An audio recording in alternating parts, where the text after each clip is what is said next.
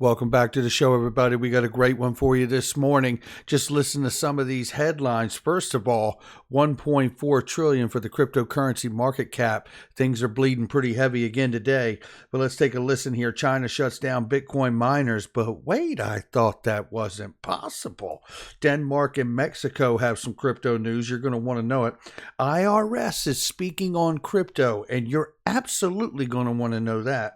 U.S. Senate passes crypto bill, but not quite. Not quite. Automated trading platform shuts down, and the CFTC says DeFi markets may be illegal. I talked about this, and we're going to get into it again today. BIS update on CBDCs. I think you're going to like it. U.S. administration in the G7. Let's just roll this beautiful intro. We got a lot to get into. Here we go. This is Digital Perspectives with Brad Kimes. Subscribe for new content notifications. Now, here's Brad Kimes. Come on in.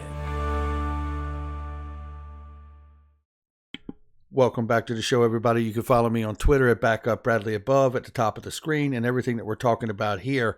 Okay, let's go ahead and take this apart here. 1.4 trillion plus for the cryptocurrency market cap. That is really, really low, right? More than $1 trillion is missing from this cryptocurrency space. I got to be honest. I mean, that's a lot of money missing.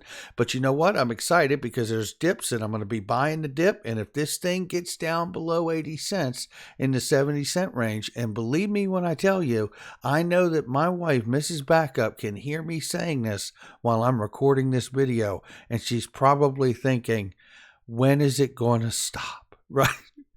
Well, it isn't, because real wealth is made by buying the dip and buying low and selling high, not the other way around. Just really quickly, I do have a nice analogy I like to share every so often. And I look at bear markets, and this is not a bear market per se, but the prices are down. I do believe we are in a bull cycle regardless of the pullback and the rollover in price. And regulation plays a huge part of this, and I think everybody knows it if you've been in the space any length of time. But I look at down times in the market, be it a bear market or just a downtime, as planting season.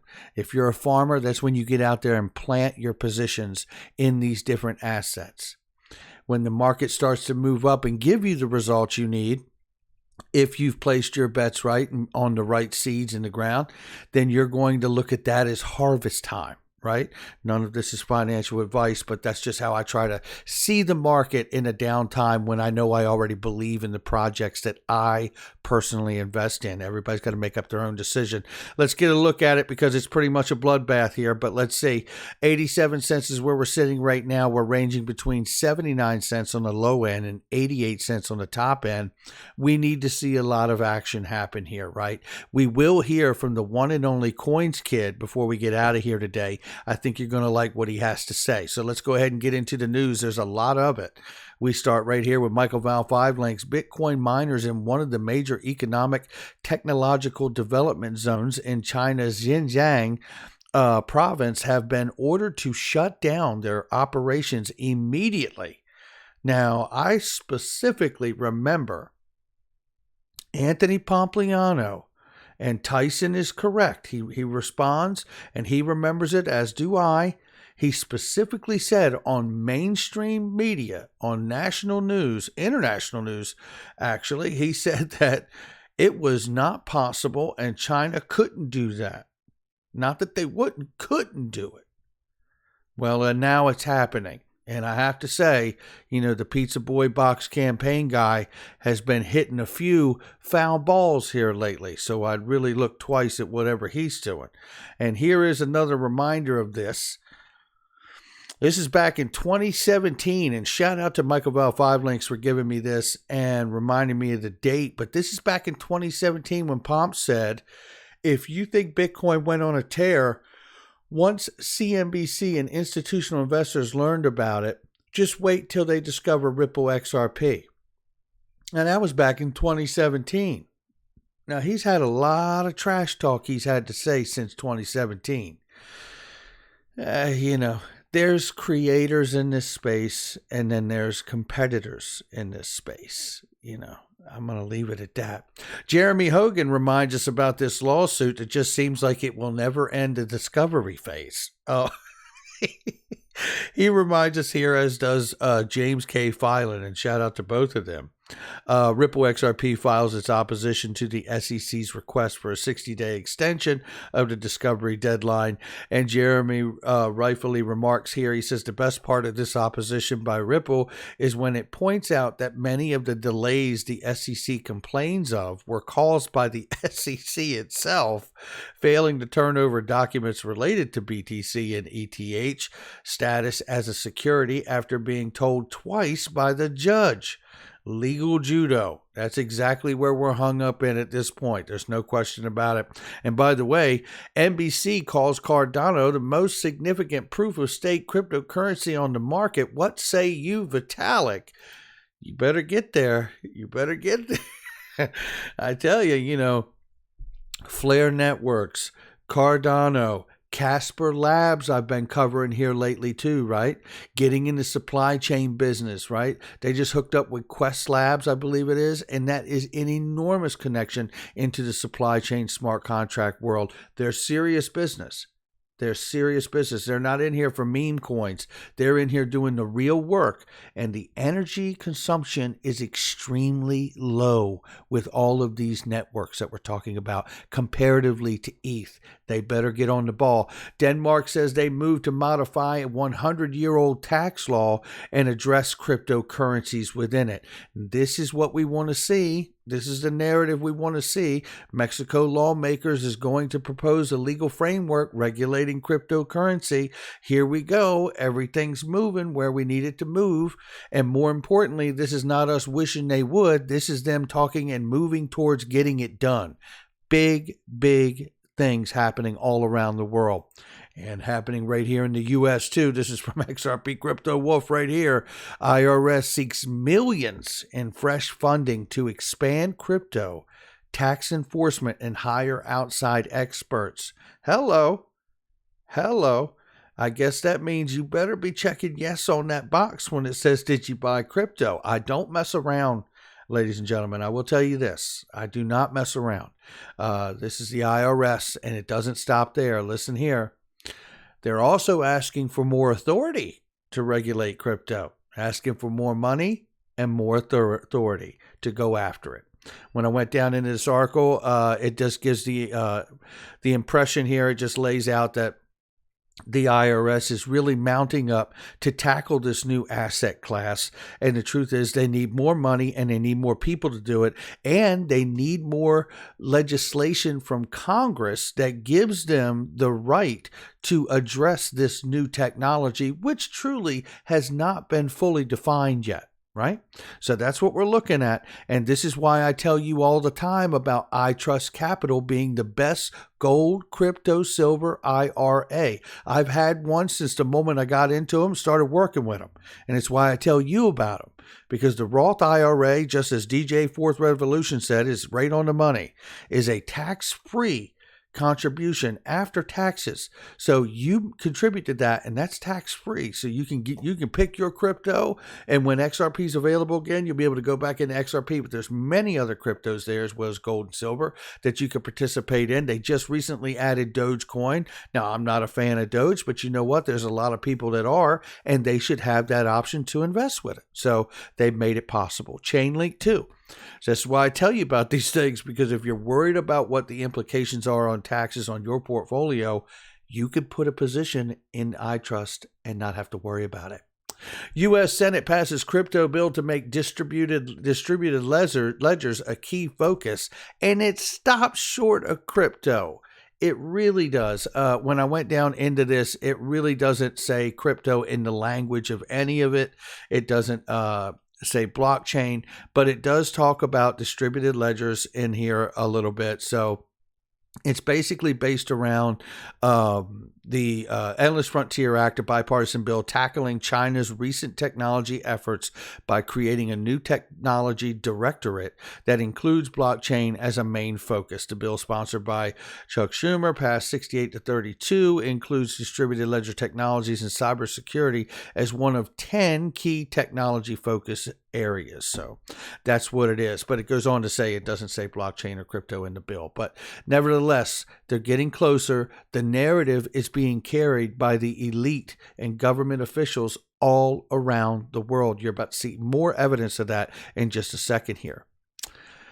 This is something that's very, very important for Michael Val 5 Links. Automated crypto trading app CoinSeed announced Tuesday it will cease operations because of a lawsuit from the New York Attorney General, Letitia James. So look here. Now, this is interesting to me because it doesn't stop there.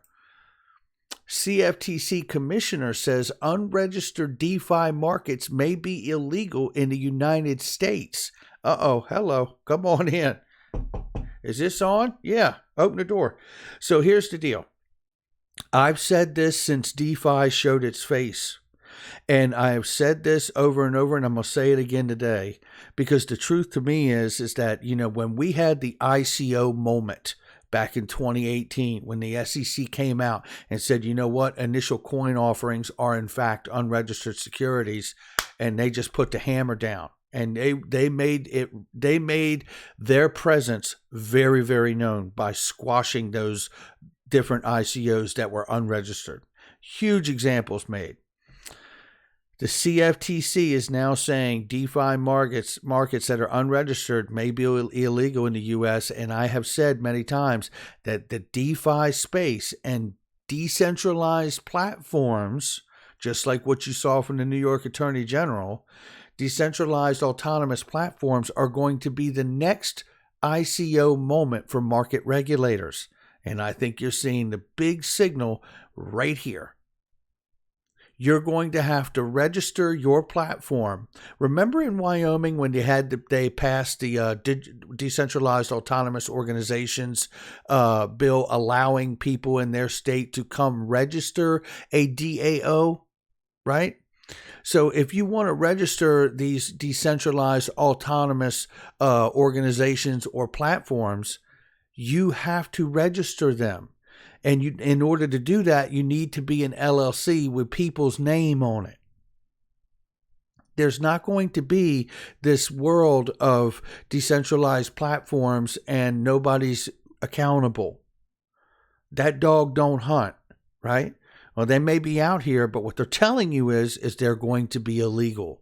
So this is where we're moving, and that may mean that the SEC, you register with the state that's applicable that you could be in that does it, like a Wyoming, right? Or it may be a situation that it goes even beyond that, and maybe we even see a market regulator have a node on that platform.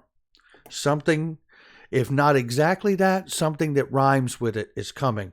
Mark my words. Okay, here we go. This is XRP Crypto Wolf. They say that the BIS, the central bank of central banks, almost 50 central banks have launched designs for CBDCs.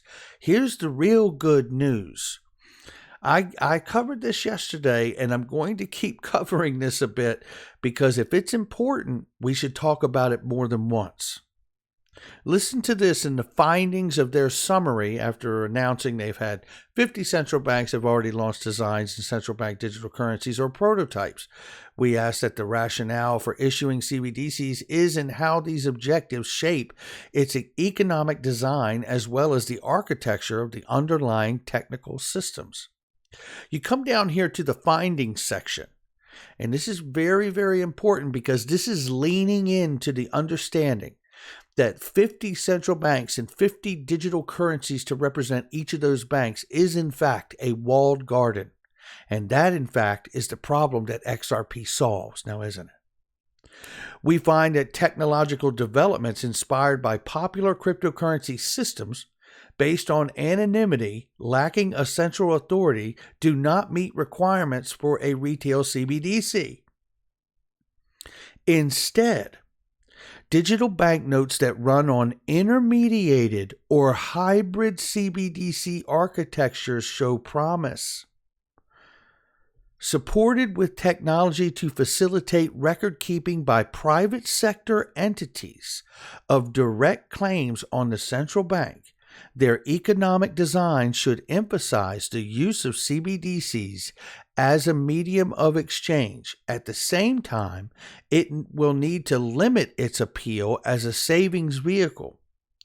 A range of different operational arrangements is possible in hybrid designs. The central bank hosts a database of retail balances, even if anonymized. It goes on to say, whereas in intermediated designs, it would keep track only of wholesale balances within the design space. A novel trade-off emerges for central banks. They can operate either a complex technical infrastructure or a complex supervisory regime. So they have a choice, right? And what I see here is run on intermediated, right? Digital banknotes that run on intermediated or hybrid CBDCs architecture show promise. This is where the BIS and the Innovation Hub and all of these 50 banks are leaning into some kind of intermediated model, is how I'm understanding this.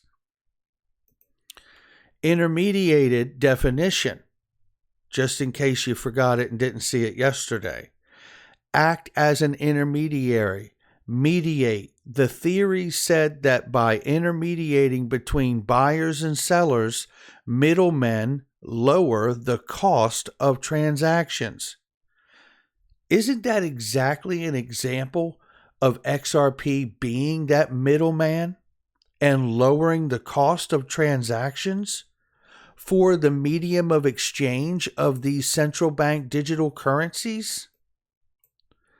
I think the answer is yes. Are they saying Ripple? Are they saying XRP? Are they saying the XRP ledger? No. But I believe this verbiage is pointing to it. I really, really do. 50 central banks and 50 digital currencies to represent those central banks, again, does not a solution make. All you have done is digitize dollars for those central banks. You have not solved the friction by using a medium of exchange in between those, a bridge asset like XRP. That's when you begin to solve the friction. Remember, just digitizing the money and exchanging dollar to dollar as they do in the paper world just brings the same friction issue to the digital world. The only way to have a real benefit is to have a neutral bridge currency to sit between all the money. We look right here, we see the G7 in just a couple days from the 11th through the 13th of this month, starting on Friday. And by the way, there should be another discovery hearing issue or a hearing about the motion to compel and all these things or whatever's going on. There should be something for the SEC and Ripple Friday. If I get those details and phone number and passcode, I will share them on Twitter and on the show. But we see here, Biden's national security advisor sees crypto and the role in the cyber attacks as a priority for the G7 coming up in just a few days. This is screaming at the world stage level that we need to have a unified framework, not just here in the United States, but one that is loose enough to suit all the countries of the world, certainly the G7 and G20, and to be able to implement that framework and then let the respective countries drill down from there. Because if we don't, we're just going to create a arbitrage situation or a safe haven for companies and projects to run to if somebody doesn't participate in a consistent delivery of what this space needs in a framework for regulation. All right, let's take a look. As I promised here, this is Coins Kid, and he tells us in this video here, and I'm going to start this right around here, and shout out to you, Coins Kid. If you're not following him for some strange reason, I would be. I mean, this guy is pretty phenomenal, and I just want to highlight here, if I could, in this, he shows us what we have seen out of a lot of this space here lately, right? Which is these rollover points that have happened. I'm just going to let this play very quickly from here for a minute. Remember, I've shown you so many times, there's not much data there, but it's on a different chart. But anyway, this is the buy and go to the beach signal from CoinsKid, okay? You get that signal, it's a really, really good signal on the weekly time frame. When the 20 crosses 55, boom, see you later, alligator, we're off out of here, because that's the big signal that you're in a bull run. And even this correction here, this capitulation, I was still bullish, and I was telling family and friends to accumulate, okay? And they were, and they have been, and they are sitting on nice profits at the moment. But again, not financial advice. I'm not a financial advisor, Just what I say is for educational and entertainment purposes only. So right now you can see you've gone up, you consolidated, you've gone up, you consolidated, and you're sort of making these waveforms, which in the future, when you look back, hopefully, if we get this progression, and it is all a big if, by the way, because we can enter a bear market at any point. Look, we're starting to look like we're making these beautiful waveforms like this, and eventually we're adhering to a level of support right there, and boom, boom, boom, see you later, alligator, we're off to the beach for XRP, and continuation of this bull run for XRP. This is noise, okay? It's just noise of the long-term projection for XRP, okay? And that's what I wanted you to hear, is what we're going through right now is just noise. Just like the SEC Ripple lawsuit. Obviously, it's very real, but it's also very real noise, right? And when that moment ends, and that moment will end, I believe that you will not only see a settlement for that case, but to speak to the point, and he does reference this in the video, and I'm going to reference it right now because I talk about it on the show a lot. When the case is ended, if they don't dismiss it, but if they settle with a summary judgment or some kind of settlement, XRP will become the most compliant, incompliant digital asset token in the entire crypto space. And where do you think the money in the institutional level and retail level is going to run to then? That's going to do it for me. Make sure you hit the like and subscribe and leave a comment below. Share with somebody you know. Hit that notification bell so you don't miss a thing. Make sure you check out all the links in the description box and the comment section. They're products and services I use each and every day. And more importantly, they are trusted, vetted links. I get messages every day, unfortunately, of people in the audience that have been scammed or clicked on something and had their identity hacked. Please be careful. This is why I feel like it's a good service to help share these links of things that I know are already trusted. I use these products and services, so more than likely there's probably somebody out here that needs them as well. So I'll catch all of you on the next one.